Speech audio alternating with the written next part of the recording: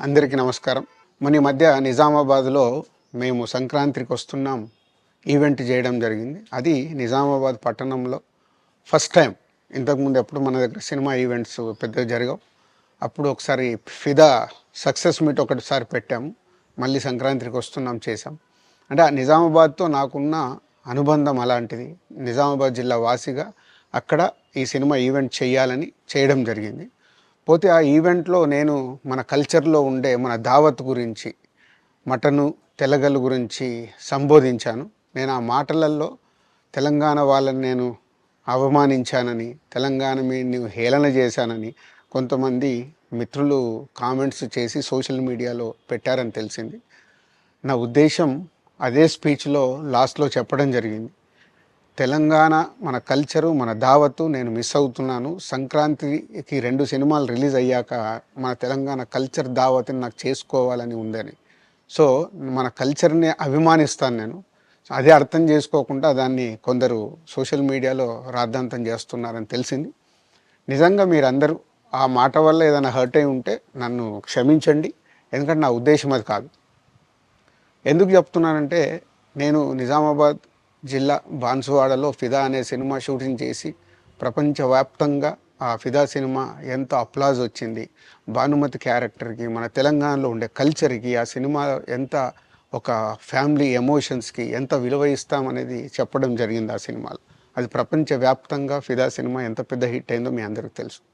అలాగే బలగం అనే సినిమా తీసినప్పుడు తెలంగాణ సమాజం మొత్తం మమ్మల్ని అభినందించింది. తెలంగాణ ప్రజలందరూ ఆ సినిమాను ఆదరించి ఇది మా సినిమా అని గుండెలకు హత్తుకున్నారు. అన్ని రాజకీయ పార్టీలు ఆ సినిమాని అప్రిషియేట్ చేస్తూ మమ్మల్ని ప్రతి ఒక్క స్టేజ్ దగ్గర తీసుకెళ్ళి అభినందించారు అన్ని రాజకీయ పార్టీలు.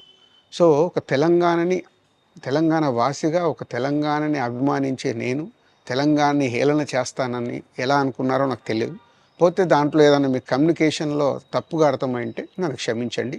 మీ మనోభావాలు ఆ కొందరు ఎవరైతే దెబ్బతిన్నాయని అనుకుంటున్నారో వాళ్ళందరికీ నా విజ్ఞప్తి, మీ మనోభావాలు దెబ్బతింటే నన్ను క్షమించండి.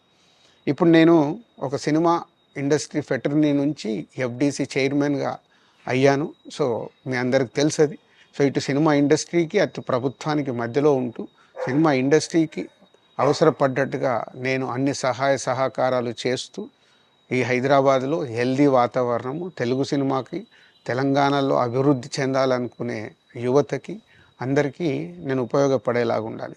అలాగే పవన్ కళ్యాణ్ గారు కూడా చెప్పారు, యూత్ చాలా ఉన్నారు, వాళ్ళందరికీ కూడా సినిమా ఇండస్ట్రీలో ఇష్టం ఉన్న వాళ్ళని అప్గ్రేడ్ చేసి చేయాలని. ఆ ప్రభుత్వంతో కూడా అక్కడ సినిమాలో కావాల్సిన అందరినీ డెవలప్ చేస్తూ వాళ్ళందరూ మళ్ళీ తెలుగు సినిమాకే, తెలంగాణలో నేర్చుకున్న, ఆంధ్రాలో నేర్చుకున్న వాళ్ళందరూ తెలుగు సినిమాకే ఉపయోగపడతారు. సో, అందరికీ తెలంగాణలో ఉండే అన్ని రాజకీయ పార్టీలకి నా విజ్ఞప్తి, నన్ను రాజకీయాల్లోకి లాగకండి. అలాగే ఎఫ్‌డీసీ అనేది కూడా సినిమాకి ఉపయోగపడేలాంటి అభివృద్ధి పనుల గురించి అవే చేస్తాను తప్పితే అది రాజకీయాలకు సంబంధించింది కాదు. ఎఫ్‌డీసీ కానీ, నేను కానీ సినిమాలకే ఉపయోగపడతాము. ఇది అన్ని రాజకీయ పార్టీలు అర్థం చేసుకొని ఫర్దర్‌గా నన్ను ఇలాంటి అవసరం లేని వీటిలోకి లాగకూడదు అని మీ అందరికీ, అన్ని రాజకీయ